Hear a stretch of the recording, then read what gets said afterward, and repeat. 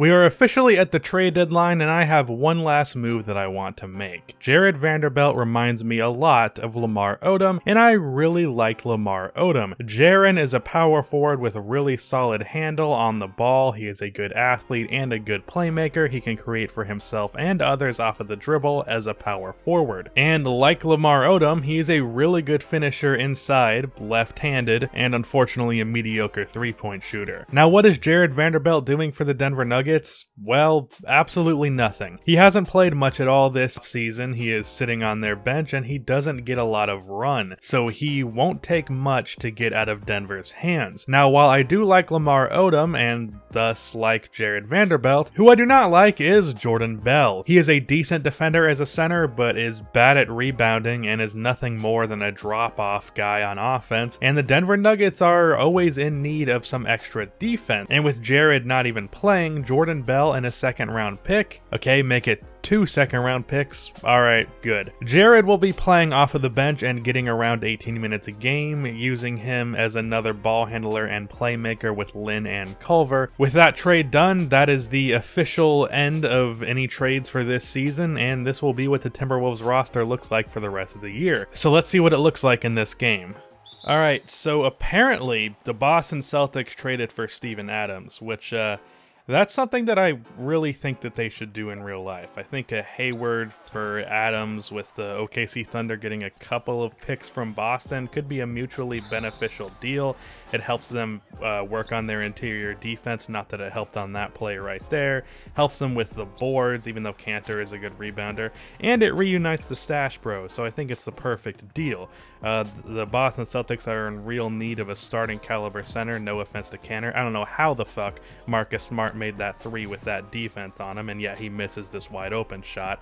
But I do think that trade would be mutually beneficial. OKC gets out of his contract and they get some more picks. Granted, if they've taken back Gordon Hayward, I guess the contract thing doesn't really matter that much. Jared Vanderbilt going inside, getting his second basket with a really athletic dunk. And then right here, Cantor makes a bullshit layup over him that would not go in 9 times out of 10. Wiggins missing this short jumper here, but I do think a trade like that is in the works for Boston. I also think, as you should all well know, that trading Jaylen Brown is something that should happen, but here, he's just showing what he can do for us when he eventually gets traded here. Jaylen Brown actually had a really good game, and I meant to say signed here, or did I? Wink, wink.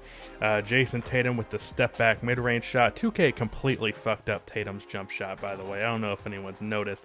Wiggins with the dunk inside right there, and then the ball getting taken by Cantor, finally playing defense for the first time in his life, and in the corner, future Timberwolf Jaylen Brown with the corner three-pointer, green release. Wiggins hitting this pull-up mid-range jump shot right there, and then here Kemba Walker with Josh Okogie on him gets some space and hits the long two, making it a 6-point game now. Cat right here hitting the three-pointer. Not the greatest defense in the world by Steven Adams, and then to close out the second quarter, ball gets knocked away from Cat and he misses here. So that was the first half.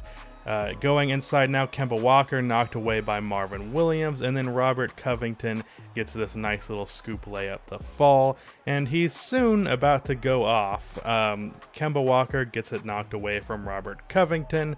Andrew Wiggins throwing the lob up to Josh Okogie with a really nice slam right there.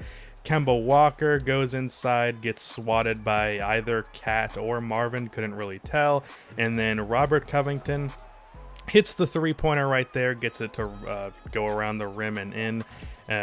Kemba Walker misses a three-pointer, and then on this play right here, Marvin Williams out to Robert Covington. Second three-pointer in a row goes in. And then on this following play, Kemba Walker does a nice little dribble move. I back off with Okogie, and then he hits a three-pointer of his own. But then on this play right here, Robert Covington, corner, once again makes the three-pointer. So 3 straight threes for Robert Covington, giving us a 5-point lead. Jeremy Lin out to Karl Anthony Towns, who makes a 3-pointer of his own.